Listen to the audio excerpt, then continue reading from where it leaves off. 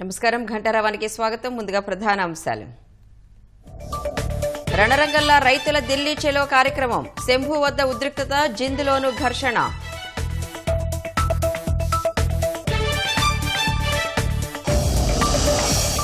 తిరుపతిలో తండ్రి తనయుల అరాచకం. ధనదాహంతో శ్రీవారి సన్నిధిలో విధ్వంసం.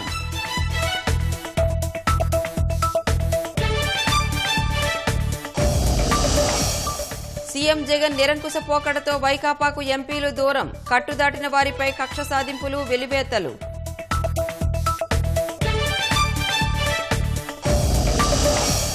కానిస్టేబుల్ కొలువుల కోసం ఏడాదిగా అభ్యర్థుల నిరీక్షణ. ప్రిలిమ్స్ పూర్తయినా సర్కార్ కాలయాపన.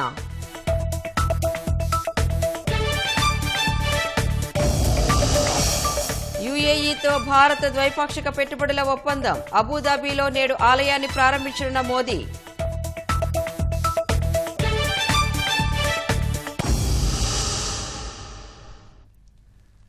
హర్యానా, పంజాబ్ సరిహద్దు ప్రాంతాలలో ఉద్రిక్త పరిస్థితులు కొనసాగుతున్నాయి. శంభు వద్ద నిరసన తెలుపుతున్న రైతులను చెదరగొట్టేందుకు పోలీసులు రాత్రి కూడా టీయర్ గ్యాస్ ను ప్రయోగించారు. ఢిల్లీ వెళ్లేందుకు యత్నిస్తున్న రైతులను ఎక్కడికక్కడ అడ్డుకుంటున్నారు. ఈ క్రమంలో పలువురు పోలీసులు, రైతులు గాయపడ్డారు. రైతులు రాళ్లు రువ్వడంతో డీఎస్పీ సహా 24 మంది పోలీసులు గాయపడ్డారని అధికారులు తెలిపారు.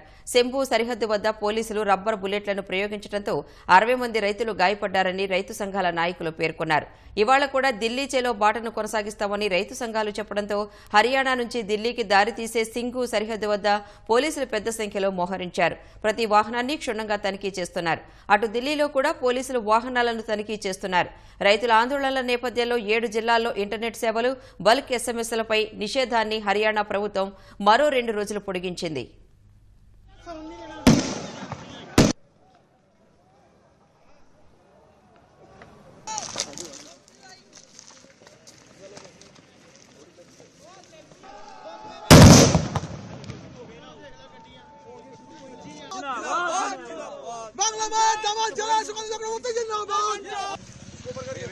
ठीक से करवाओ.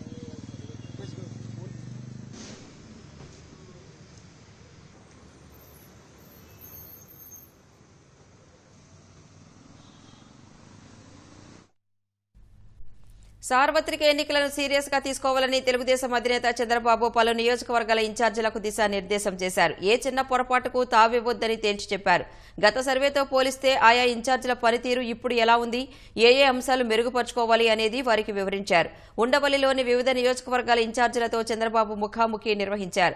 కన్నా లక్ష్మీనారాయణ, దామచర్ల జనార్దన్, కందుల నారాయణరెడ్డి, ఆనం రామనారాయణ రెడ్డి, ఉగ్ర నరసింహారెడ్డి, అఖిలప్రియ, నల్లమిల్లి రామకృష్ణారెడ్డి, బీటెక్ రవి సహా పలువురు నాయకులు చంద్రబాబును కలిసిన వారిలో ఉన్నారు. ఆయా ఇన్ఛార్జీలకు సంబంధించిన నెలవారీ సర్వే నివేదికలను వారి ముందుంచిన చంద్రబాబు లోటుపాట్లు, సరిదిద్దుకోవాల్సిన అంశాలను వివరించారు. వలస ఓటర్లను నిశ్చితంగా పరిశీలించాలని సూచించారు. ఇందుకు ప్రత్యేక బృందాలు ఏర్పాటు చేసి పని చేసుకోవాలని నిర్దేశించారు. సోమవారం అర్ధరాత్రి వరకు సమీక్షలు కొనసాగాయి. ప్రకాశం జిల్లా చేమకుర్తి మండలం బోదవాడలో పెద్ద మొత్తంలో గంజాయి పట్టుబడింది. చాక్లెట్ల రూపంలో గంజాయి విక్రయిస్తున్న బీహార్ వాసిని పోలీసులు అరెస్టు చేశారు. నిందితుడి వద్ద నుంచి 3 కిలోల బరువు గల 540 గంజాయి చాక్లెట్లను సెబ్ అధికారులు స్వాధీనం చేసుకున్నారు. బోదవాడలోని గనుల్లో పనిచేసే కార్మికులే లక్ష్యంగా బీహార్ వాసి రమేష్ సహాని గంజాయి చాక్లెట్లు విక్రయిస్తున్నాడని పోలీసులు తెలిపారు. అల్లూరు జిల్లా అరకులోని గిరిజన బాలికల పాఠశాలలో 9వ తరగతి విద్యార్థిని వసంత ఉరివేసుకుని ఆత్మహత్య చేసుకుంది. అనారోగ్యంతో బాధపడుతున్న తండ్రిని చూసేందుకు 3 రోజుల కిందట ఇంటికి వెళ్లింది. మంగళవారం ఉదయం పాఠశాల వసతి గృహానికి వచ్చింది. అనంతరం బట్టలు మార్చుకుని తరగతి గదికి వస్తానని స్నేహితులతో చెప్పింది. ఎంతసేపటికి తరగతికి రాకపోవడంతో బాలిక కోసం వచ్చిన విద్యార్థినులకు వసంత ఉరివేసుకుని కనిపించింది. భయాందోళనలకు గురైన విద్యార్థినులు పాఠశాల సిబ్బందికి సమాచారం ఇచ్చారు. విద్యార్థిని ఆత్మహత్యకు కారణాలు తెలియరాలేదు.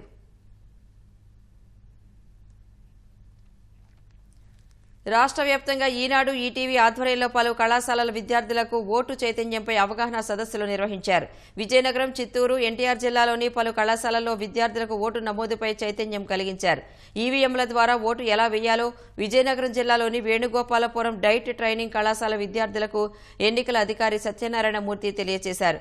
చిత్తూరులోని విజయం డిగ్రీ కళాశాలలో 18 ఏళ్లు నిండిన విద్యార్థులు డ్వామా పీడీ రాజశేఖర్ ఆధ్వర్యంలో ఫామ్ 16 నింపి ఓటు నమోదు చేసుకున్నారు. మనకి కాలేజీలో మీరందరూ ఓటు రిజిస్టర్ చేసుకోవడం ఒకటి ఇంపార్టెంట్. రెండోది, మన కాలేజీలో ఎలక్టరల్ లిటరసీ క్లబ్ అని ఒకటి ఉంది. దీనిలో మనం ఏంటంటే కొంతమంది వాలంటీర్స్ అనేది తీసుకుని ప్రతి వాళ్ళు మన కాలేజీలో స్టూడెంట్స్ అందరూ కూడా 18 ఇయర్స్ నిండిన వాళ్ళందరూ రిజిస్టర్ చేసుకోవడం ఒక పద్ధతి. ఈ క్లబ్ యాక్టివిటీ మన చుట్టుపక్కల ఉన్న గ్రామాల్లో కానీ మన చుట్టుపక్కల ఉన్న పీపుల్, మీ ఇళ్ల దగ్గర ఉన్న వాళ్ళని కానీ మోటివేట్ చేసి ఎవరైతే 18 ఇయర్స్ నిండిన వాళ్ళందరూ కూడా ఆల్రెడీ రిజిస్టర్ అయ్యి ఉండొచ్చు, అవ్వని వాళ్ళని కూడా మీరు వాళ్ళకు ఒక అవగాహన కల్పించి వాళ్ళందరినీ రిజిస్టర్ చేసుకునేలాగా చేయాలి. ఓటు అనేది 2 అక్షరాల పదం, కానీ దేశ చరిత్రనే మార్చేస్తుంది. కర్నూలు జిల్లా గుడికల్ వద్ద మేకల కోసం వచ్చి ఉచ్చులో చిక్కుకున్న చిరుతను అటవీశాఖ అధికారులు మత్తుమందు ఇచ్చి బోన్లో బంధించారు. అనంతరం సురక్షితంగా అడవిలోకి వదిలేశారు. గుడికల్ కొండల్లో ఆహారం కోసం వెతుకుతూ చిరుత మేకల కొట్టంలోకి ప్రవేశించింది. మేకను చంపి ఈడ్చుకెళ్తూ ఉచ్చులో చిక్కుకుంది. చిరుతను గుర్తించిన గ్రామస్తులు అటవీశాఖ అధికారులకు సమాచారం ఇచ్చారు. రోజు మందలోని మేకలను గుర్తు తెలియని జంతువులు చంపుతున్నాయని పశువుల కాపర్లు కొండల్లో అక్కడక్కడ ఏర్పాటు చేసిన ఉచ్చుల్లో చిరుత చిక్కుకుంది.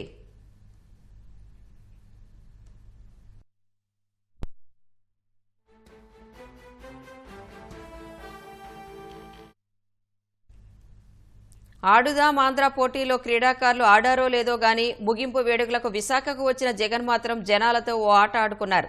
ఆర్టీసీ బస్సులన్నీ తన సభ కోసం తరలించుకుని ప్రయాణికులను అవస్థలకు గురిచేశారు. నిత్యం రద్దీగా ఉండే జాతీయ రహదారిపై ఒక పూటంతా ట్రాఫిక్ నిలిపి నగరవాసులకు నరకం చూపించారు. 4.5 ఏళ్లలో క్రీడాకారులను ఆటలో అరటి పండుగానే చూసిన జగన్ ఎన్నికల ముందు మట్టిలో మాణిక్యాలను తీసుకొస్తానని ఆడుదాం ఆంధ్ర పేరుతో ఆరంభ సూరత్వమే చూపారు. రాష్ట్రంలో సీఎం జగన్ ఎక్కడ పర్యటించినా ఆ ప్రాంత ప్రజలకు తిప్పలు తప్పటం లేదు. ఆడుదాం ఆంధ్ర ముగింపు వేడుక విశాఖ నగరవాసులకు తలనొప్పి తెచ్చిపెట్టింది. జగన్ రాక సందర్భంగా అధికారులు అత్యుత్సాహం ప్రదర్శించారు. సీఎం జగన్ మంగళవారం సాయంత్రం వస్తున్నారనే సమాచారంతో ఉదయం నుంచే వాహనాల్ని, బస్సు సర్వీసుల్ని నిలిపేసి జనాలకు చుక్కలు చూపించారు. బస్సులు లేక వందల సంఖ్యలో ప్రయాణికులు తీవ్ర ఇబ్బందులు పడ్డారు. నగర పరిధిలో సిటీ సర్వీసులు తగ్గిపోవడంతో ఆటోల్లోనే నగరవాసులు రాకపోకలు సాగించారు.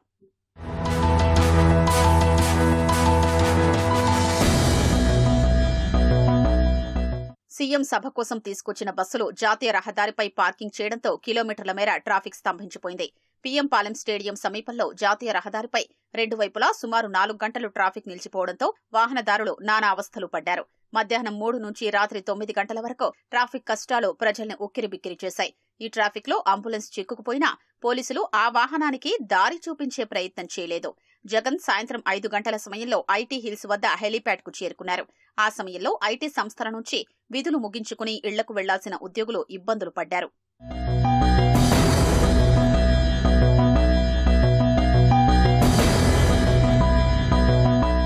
సీఎం కార్యక్రమం కోసం జనాల్ని బలవంతంగా తరలించినా స్టేడియంలోకి వెళ్లడానికి చాలా మంది ఆసక్తి చూపలేదు. స్టేడియంలోకి వెళితే గేట్లు వేసేస్తారని చాలా మంది గ్యాలరీలోకి వెళ్లకుండా సీఎం రాకముందే జారుకున్నారు. దీంతో కొన్ని గ్యాలరీలు పలచగా కనిపించాయి. స్టేడియంలో వచ్చిన వారు వెళ్లిపోవడానికి ప్రయత్నించగా జీవీఎంసీ అధికారులు అడ్డుకున్నారు. మెయిన్ గేట్ నుంచి వీవీఐపీలను తప్ప వైకాపాలో ముఖ్య నాయకుల్ని అనుమతించలేదు.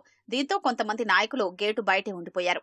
ఆడుదాం ఆంధ్ర ముగింపు వేడుకల్లో సీఎం జగన్ మైదానంలోకి అడుగు పెట్టగానే ఒక్కసారిగా ఖాళీ గ్యాలరీలు చూసి ఖంగు తిన్నారు. మైదానం చుట్టూ ఓపెన్ టాప్ జీప్లో అభివాదం చేసి ఆటల పోటీల్ని వీక్షించాల్సి ఉంది. కానీ జనాల్లేని స్టేడియం చూసి అధికారులు, నాయకులపై జగన్ అసహనం వ్యక్తం చేశారు. స్టేడియం చుట్టూ తిరగకుండానే నేరుగా వేదికపైకి వెళ్లిపోయారు. ముభావంగానే తన సందేశాన్ని అందించారు. లేజర్ షో, సాంస్కృతిక కార్యక్రమాల వరకు ఉన్న ఆ కొద్ది మంది జగన్ ప్రసంగం ప్రారంభించిన 2 నిమిషాలకే బయటకు వెళ్లిపోయారు.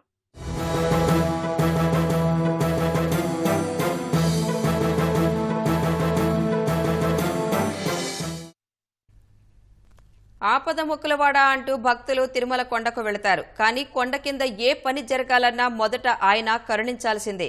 ఆయనే సమస్య సృష్టిస్తారు. పరిష్కారం పేరుతో ఆయనే పంచాయతీ పెడతారు. అక్కడ ఆయన చెప్పిందే వేదం, చేసిందే బేరం. కనీసం 10% కప్పం కట్టందే ఏ పని జరగదు, జరగనివ్వరు. అరాచకాల్లో తండ్రి 4 ఆకులు చదివితే తనయుడు ఏకంగా పీహెచ్డీ చేసేశారు. ఒకరు ఎమ్మెల్యేనంటూ ప్రతాపం చూపిస్తుంటే మరొకరు కాబోయే ఎమ్మెల్యేనంటూ పెత్తనం చెలాయిస్తున్నారు. ఇద్దరు ఇద్దరే అన్నట్లు ఆధ్యాత్మిక నగరిలో అడ్డు అదుపు లేకుండా అరాచకాలు సాగిస్తున్నారు. తిరుపతి ఉప ఎన్నికల్లో దొంగ ఓట్ల దందా గుర్తుందిగా. దొంగ ఓట్ల జాతరే జరిగింది.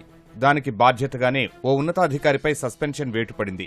ఆ అక్రమాలు చేయించిన ప్రజాప్రతినిధి మాత్రం చేతికి రక్తం అంటకుండా ప్రజాస్వామ్యాన్ని ఖూనీ చేశారు. హాయిగా తన రాజకీయాలు తాను చేసుకుంటున్నారు. అది ఆయన స్టైల్. ఇక శాసనమండలి పట్టభద్రుల ఎన్నికల్లోనైతే 6వ తరగతి విద్యార్థులను ఓటర్లుగా చేర్పించిన బరితెగింపు ఆయనది. ఎన్నికల సంఘం కన్నెర్ర చేసినా వచ్చే సార్వత్రిక ఎన్నికల కోసం దొంగ ఓట్లు అలాగే కొనసాగించుకోగలుగుతున్న అధికార బలం ఆయనకుంది.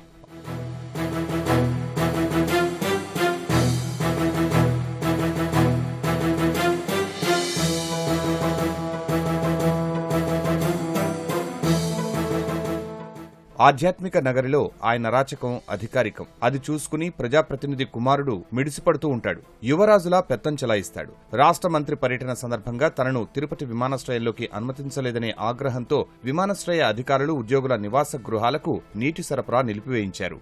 సిబ్బంది ఇళ్ల ముందు చెత్త కుప్పలు పోయించాడు. ఎన్నికల్లో వైరిపక్షాల్ని నామినేషన్లు వేయనీయకుండా అడ్డగించి దొడ్డిదారిలో సొంత పార్టీ వారిని ఏకగ్రీవం చేయించారు. సెట్టిపల్లెలోని భూములపై కన్నేసిన యువరాజు ఆ గ్రామాన్ని తిరుపతి నగరపాలికలో చేర్పించారు. తిరుపతి నగరానికి ఏమాత్రం అనువు కాని డబుల్ డెక్కర్ బస్సును 2,40,00,000 రూపాయల వ్యయంతో కొనుగోలు చేసి నగరపాలిక నిధుల దుర్వినియోగానికి పాల్పడ్డారు. టీడీఆర్ బాండ్ల పేరుతో తండ్రి కుమారులు 100 కోట్ల అక్రమార్జనకు తెరతీశారు. 2040 నాటి అవసరాలకు సరిపడా అంటూ 42 మాస్టర్ ప్లాన్ రహదారుల నిర్మాణానికి ప్రతిపాదనలు సిద్ధం చేయించారు. దీనివల్ల 2,545 మంది స్థలాలను కోల్పోతుండగా 1,907 మందికి టీడీఆర్ బాండ్లు ఇవ్వాల్సి వస్తుందంటూ అధికారులు జాబితా సృష్టించారు. రిజిస్ట్రేషన్ శాఖతో కుమ్మక్కై మార్కెట్ విలువలను పెంచి 4,000 కోట్ల రూపాయలకు పైగా విలువైన సుమారు 400 టీడీఆర్ బాండ్లు జారీ చేశారు. ఇందులో కమిషన్ రూపంలో ముఖ్య నేతలు వారి అనుచరుల వాటా 100 కోట్ల రూపాయల్లో ఉంటుందని అంచనా. తుడా మాస్టర్ ప్లాన్ ఆమోదిత రోడ్లతో పాటు ప్రతిపాదిత రోడ్లలో సైతం బలవంతంగా భవనాలు తొలగించి రహదారుల నిర్మాణాలు చేపట్టారు. టెండర్లు ఆహ్వానించకుండా పనులు జరిపిస్తున్నారు. పనులు పూర్తయ్యాక భూసేకరణ, యజమానులకు నోటీసుల జారీ, టెండర్లు ఆహ్వానించడం వంటి ప్రక్రియలు ప్రారంభించారు. ఇలా చేయడం నిబంధనలకు విరుద్ధమంటూ న్యాయస్థానం నుంచి స్టే తెచ్చుకున్న భవనాలను సైతం దగ్గరుండి కూల్చివేయించారు. ఇక తండ్రి కుమారుల భూ ఆక్రమణలకైతే అంతేలేదు.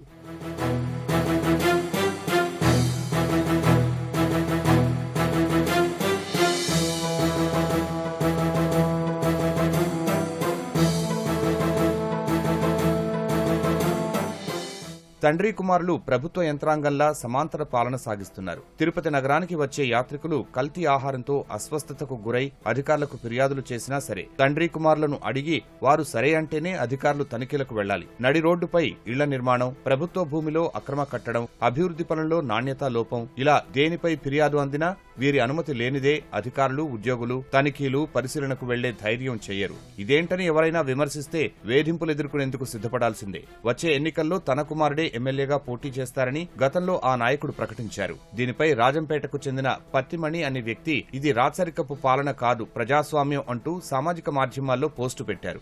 ఇక అంతే, ఆయన అనుచరులు పత్తిమణిని అపహరించి చిట్వేలి ప్రాంతంలోకి తీసుకెళ్లి తీవ్రంగా కొట్టారు. అయినా నిందితులపై చర్యలు లేవు. తిరుపతిలో ముఖ్య నేతలకు తగ్గట్లే స్థానిక ప్రజాప్రతినిధులు నియంతల్లా మారారు. వారి పరిధిలో కుళాయి కనెక్షన్ కావాలన్నా, యూడీఎస్ సదుపాయం పొందాలన్నా, ఇళ్ల నిర్మాణం చేపట్టాలన్నా ఆ ప్రజాప్రతినిధులకు కప్పం కట్టాల్సిందే. ఎంతో కొంత ముట్ట చెప్తేనే వార్డు సచివాలయాల్లో దస్త్రాలు పరిశీలిస్తారు. తిరుపతిలో నిత్యం రద్దీగా ఉండే ప్రాంతంలోని హోటళ్లు, లాడ్జీల్లోకి వెళ్లేందుకు ఉన్న దారిని 2 ఏళ్ల క్రితం తవ్వేశారు. స్థానిక నేతకు 50 లక్షలు చెల్లిస్తే గాని పనులు పూర్తి కావని అధికారులే చెప్పడం వ్యాపారుల్ని విస్తుగొలిపింది. ఒకే దెబ్బకు 2 పిట్టలు, ఇది పాత సామెత. ఒకే ఇంటి నెంబర్తో 2 ఓట్లు, ఇది సజ్జల మాయాజాలం. ఎవరైనా ఓటు హక్కు పొందాలంటే తాము నివసిస్తున్న గ్రామం లేదా పట్టణంలో దరఖాస్తు చేసుకుంటారు. కానీ సజ్జల రామకృష్ణారెడ్డితో పాటు ఆయన కుటుంబ సభ్యులు మాత్రం అందుకు భిన్నం. ఒకే నివాసంతో 2 నియోజకవర్గాల్లో ఓటు హక్కు పొందారు. విషయం బయటకు పొక్కడంతో అధికారులు దిద్దుబాటు చర్యలు చేపట్టారు. వైకాపా దొంగ ఓట్ల దందాకు ఇదే నిదర్శనమని తెలుగుదేశం ఆరోపిస్తోంది. రాష్ట్ర ప్రభుత్వ ప్రధాన సలహాదారు సజ్జల రామకృష్ణారెడ్డితో పాటు ఆయన కుటుంబ సభ్యులకు మంగళగిరి, పొన్నూరు నియోజకవర్గాల్లో ఓటు హక్కు ఉండడం విమర్శలకు తావిస్తోంది. ప్రస్తుతం సజ్జల రామకృష్ణారెడ్డి కుటుంబ సభ్యులు గుంటూరు జిల్లాలోని నాగార్జున విశ్వవిద్యాలయం ఎదురుగా ఉన్న రైన్ ట్రీ పార్కు విల్లాల్లో నివాసం ఉంటున్నారు. అయితే పెదకాకాని మండలం నంబూరు గ్రామంలోని 31వ పోలింగ్ కేంద్రంలో క్రమసంఖ్య 799, 800, 801, 802లో సజ్జల లక్ష్మి, రామకృష్ణారెడ్డి సజ్జల, భార్గవ సజ్జల, నవ్య మోతే కొత్తగా ఓట్లు పొందారు. అలాగే మంగళగిరి మండలం కాజ గ్రామంలోని 132వ నంబర్ పోలింగ్ బూత్లోనూ వరుస సంఖ్యలో 1089, 1090, 1091, 1105లో ఈ నలుగురికి ఓటు హక్కు వచ్చింది. మంగళగిరి నియోజకవర్గంలో ఇంటి సంఖ్య వద్ద A85గా నమోదు చేసిన అధికారులు పొన్నూరు నియోజకవర్గంలో మాత్రం ఇంటి పేరు ఎదురుగా వారి పేర్లు నమోదు చేయడం నిర్లక్ష్యానికి అద్దం పడుతోంది. సజ్జల కోడలో నవ్య మోతేకు మాత్రం 2 చోట్ల విల్లా A85, రెయిన్ట్రీ పార్కు చిరునామాతో సహా ఓటు హక్కు కల్పించారు.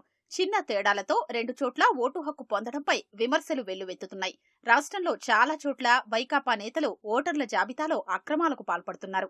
ఉరవకొండ, పర్చూరు, తిరుపతి నియోజకవర్గాల్లో వైకాపా నేతలు అధికారుల సహకారంతో తప్పుడు ఫామ్ 7లు పెట్టడం, ఇతర ప్రాంతాల ఓటర్లను చేర్చడం వంటి ఉల్లంఘనలకు పాల్పడ్డారు.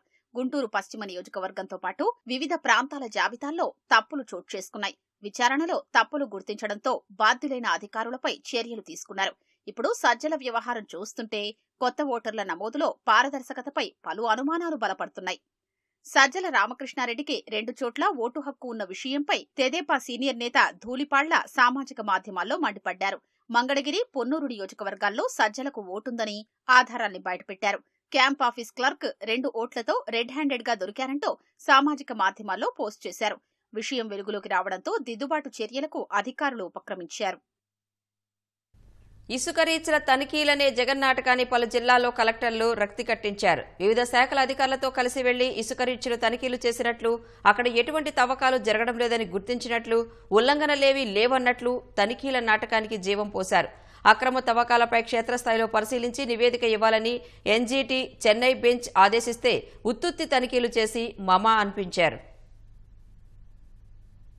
పర్యావరణ అనుమతులు లేకపోయినా దర్జాగా ఇసుక తవ్వేస్తున్నారని, ఎన్జీటీ ఆదేశాలను ఏమాత్రం పట్టించుకోవడం లేదంటూ అమరావతి మండలానికి చెందిన దండా నాగేంద్ర కుమార్ ఇటీవల ఎన్జీటీ దృష్టికి తీసుకెళ్లారు. కలెక్టర్లు క్షేత్రస్థాయికి వెళ్లి నదుల్లో పరిశీలించి ఈ నెల 14 నాటికి నివేదిక ఇవ్వాలని ఎన్జీటీ ఆదేశించింది. దీంతో పలు జిల్లాల కలెక్టర్లు సోమ, మంగళవారాల్లో గనులు, జలవనరులు, భూగర్భజల శాఖలతో పాటు కాలుష్య నియంత్రణ మండలి, ప్రత్యేక కార్యదళం అధికారులతో కలిసి వెళ్లి తనిఖీలు చేశారు. అన్ని చోట్ల ఏదో వెళ్లామా, చూశామా, వచ్చామా అనేలా ముగించారు. ఏ రీచుల్లో తవ్వకాలు జరుగుతున్నాయి, అధికార పార్టీకి చెందిన ఏ నేత ఆధ్వర్యంలో అక్రమదందా సాగుతుందో కలెక్టర్ నుంచి అన్ని శాఖల అధికారులకు తెలిసినా అలాంటి రీచ్ల జోలికి వెళ్లలేదు. చాలా కాలంగా ఎటువంటి తవ్వకాలు లేని అప్పుడప్పుడు ఎడ్లబండ్లు, ట్రాక్టర్లు ద్వారా ఇసుక తరలించే రీచుల్లో మాత్రమే తనిఖీలు చేశారు. సోమ, మంగళవారాల్లో కలెక్టర్లు తనిఖీలు చేయనున్నట్లు ఇసుకాసురులకు ముందే సమాచారం అందడంతో పలు రీచులలో తవ్వకాలకు కొంతసేపు విరామమిచ్చారు. కలెక్టర్లు వెళ్లిన వెంటనే ఇసుక దోపిడీ యథావిధిగా కొనసాగింది.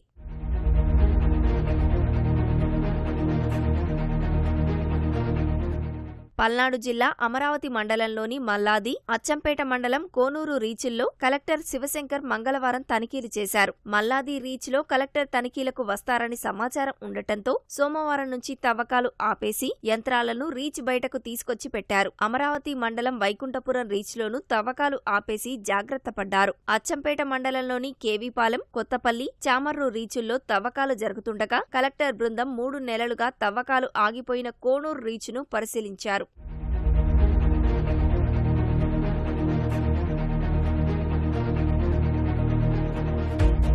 కృష్ణా జలాల్లో ఓ అమాత్యుడు స్థానిక ఎమ్మెల్యే కనుసన్నల్లో శ్రీకాకుళం, రొయ్యూరు తదితర రీచుల్లో నిత్యం వందల సంఖ్యలో లారీలో ఇసుక తవ్వి తరలించేస్తున్నారు. కలెక్టర్ రాజాబాబు మాత్రం మంగళవారం మధ్యాహ్నం తోట్లవల్లూరు మండలం నార్త్ వల్లూరు రీచుల్లో తనిఖీ చేశారు. ఇక్కడ దాదాపు 2 ఏళ్లుగా ఇసుక తవ్వకాలే లేవు. డాక్టర్ బిఆర్ అంబేద్కర్ కోనసీమ జిల్లా, నెల్లూరు, శ్రీకాకుళం జిల్లాలోని పలు ఇసుక రీచుల్లో యథేచ్ఛగా ఇసుక అక్రమ రవాణా సాగుతున్నా ఆయా జిల్లాలో కలెక్టర్లు అటువైపు తొంగిచూసిన దాఖలాలు లేవు.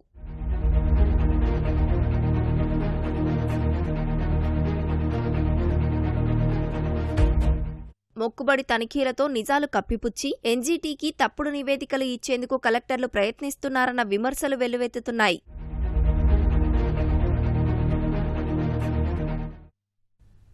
సొంత పార్టీ ఎంపీలను తన అహంకార పెత్తందారి పోకడలతో వైకాపా అధినాయకత్వం దూరం పెడుతోంది. కేవలం వారిని ఓటర్లుగా చూస్తూ చులకన చేస్తోంది. పార్లమెంట్లో బిల్లులపై ఓటింగ్ విషయంలో తాము చెప్పినట్లు నడుచుకునే ఓటర్లుగా మాత్రమే పరిగణిస్తోంది. సభలో బయట ఏమాత్రం స్వతంత్రంగా వ్యవహరించినా వారిని వెలివేసినట్లుగా చూస్తోంది. లోక్సభ ఏర్పడిన తొలినాళ్లలోనే నర్సాపురం ఎంపీ రఘురామకృష్ణరాజును దూరం చేసుకున్న అధినాయకత్వం మరికొందరిని దూరం పెడుతోంది. తాజాగా జగన్ ఢిల్లీ పర్యటనలో ఒంగోలు ఎంపీ మాగుంట శ్రీనివాసరెడ్డికి ఎదురైన పరాభవం రాజకీయ వర్గాల్లో చర్చనీయాంశమైంది. ఢిల్లీలో సీఎం దూతలైన విజయసాయిరెడ్డి, మిథున్ రెడ్డి ఆదేశాల మేరకే వైకాపా ఎంపీలంతా నడుచుకోవాలి. తమ నియోజకవర్గాల్లో అభివృద్ధి పనుల కోసం కేంద్ర మంత్రులను కలవాలనుకున్నా వారి అనుమతి తీసుకోవాల్సిందే. కాదని ఏ ఎంపీ అయినా వ్యక్తిగతంగా కేంద్ర మంత్రిని వారి కార్యాలయంలోనో పార్లమెంటులోనో కలిసి వినతి పత్రం ఇచ్చారంటే ఇక అంతే సంగతి. నాటి నుంచే ఆ ఎంపీని ఏకాకిని చేయడం, తమ బృందం నుంచి వెలివేయడం మొదలవుతుంది. పార్టీ ఎంపీలు బృందంగా కేంద్ర మంత్రుల వద్దకు వెళ్లినా ఈ ఎంపీలను తీసుకెళ్లరు. వీరి పేరుతో ప్రశ్నలు కూడా పార్లమెంటుకు పంపరు. వైకాపా అధికారంలోకి వచ్చిన 2 నెలల్లోనే నరసాపురం ఎంపీ రఘురామకృష్ణరాజుతో ఈ వెలివేత మొదలైంది. తర్వాత నరసరావుపేట, మచిలీపట్నం ఎంపీలు లావు శ్రీకృష్ణదేవరాయలు, బాలసోరికి ఇలాంటి ఇబ్బందులే ఎదురయ్యాయి. ఇక బీసీ ఎంపీ బీసీలకు రిజర్వేషన్లు, అట్రాసిటీలపై ప్రైవేటు బిల్లు సిద్ధం చేసుకుంటే సీఎం అనుమతి లేకుండా ఎలా పెడతారంటూ సాయిరెడ్డి ఆయన్ను నిలువరించారు. తెలంగాణ సీఎం రేవంత్ రెడ్డి ఇటీవల ఢిల్లీలో ఇచ్చిన విందుకు దాదాపు అన్ని పార్టీల వారు హాజరయ్యారు. కానీ సాయిరెడ్డి, మిథున్ రెడ్డిల అనుమతి తీసుకోకుండా వెళ్లారని బాలశౌరిని పార్టీ పెద్దలు వేధించారు. ఆయన వైఎస్ కుటుంబానికి సన్నిహితుడైనప్పటికీ పార్టీని, ఎంపీ పదవిని వదులుకోవాల్సిన పరిస్థితి కల్పించారు.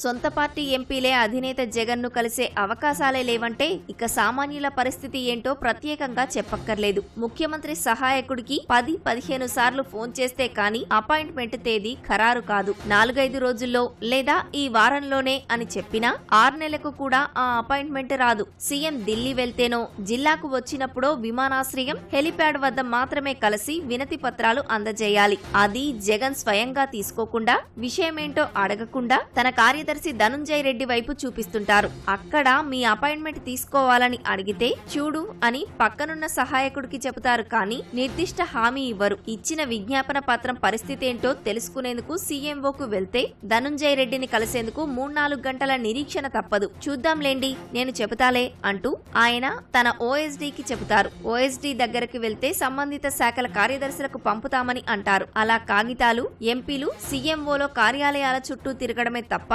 వినతులను పరిగణలోకి తీసుకున్న దాఖలాలు కనిపించవు.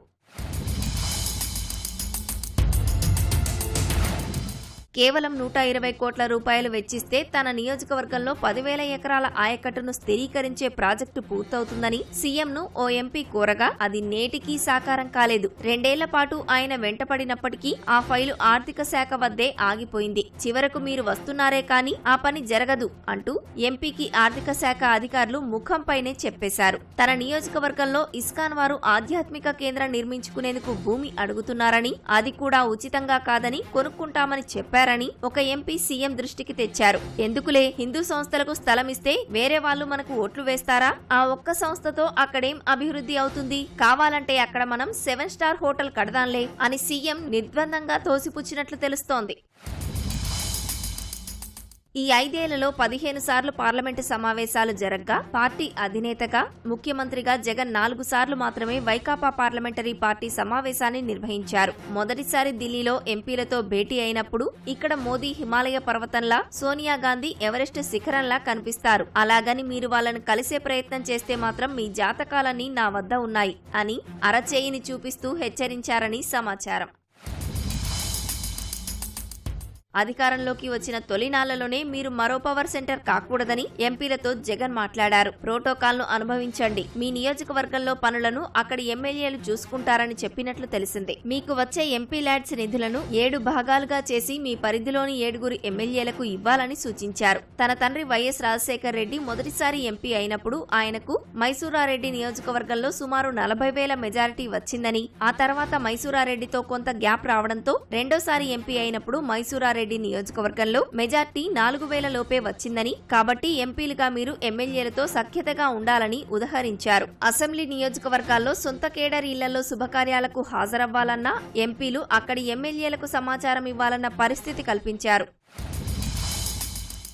జగన్ గత శుక్రవారం ఢిల్లీలో ప్రధానిని కలిసేందుకు పార్లమెంటుకు రాగా బయట సీనియర్ ఎంపీ శ్రీనివాసులు రెడ్డి ఎదురుపడి నమస్కారం చేశారు. ఆయనకు ప్రతి నమస్కారం చేయకుండానే అటువైపు చూడకుండానే పార్లమెంటులోకి జగన్ వెళ్లిపోయారు. ఆ వీడియో వైరల్ అయింది. నియోజకవర్గంలో ఒక ఎమ్మెల్యే తన వర్గాన్ని తీవ్ర ఇబ్బందులకు గురిచేస్తున్నారని, తనను అవమానిస్తున్నారని నరసరావుపేట ఎంపీ శ్రీకృష్ణదేవరాయలు ఎంత మొరపెట్టుకున్నా పార్టీలో ఎవరూ పట్టించుకోలేదు. సీఎం కూడా స్పందించలేదు. తర్వాత ఓసారి పార్లమెంటులో ఓటింగ్ ఉన్నప్పుడు అదే సమయంలో ఢిల్లీ పర్యటనకు వెళ్లిన సీఎం శ్రీకృష్ణదేవరాయలను వన్ జన్పథ్ కు పిలిపించుకుని మాట్లాడారు. ఆయన సీఎంను కలిసేందుకు విముఖంగా ఉంటే మిథున్ రెడ్డి, అవినాష్ రెడ్డి బతిమాలి మరీ తీసుకువెళ్లారు. అప్పుడు ఆయనతో సీఎం స్నేహపూర్వకంగా మాట్లాడారు. తర్వాత అవమానాలు కొనసాగడంతో ఇటీవలే కృష్ణదేవరాయలు పార్టీకి, ఎంపీ పదవికి రాజీనామా చేశారు.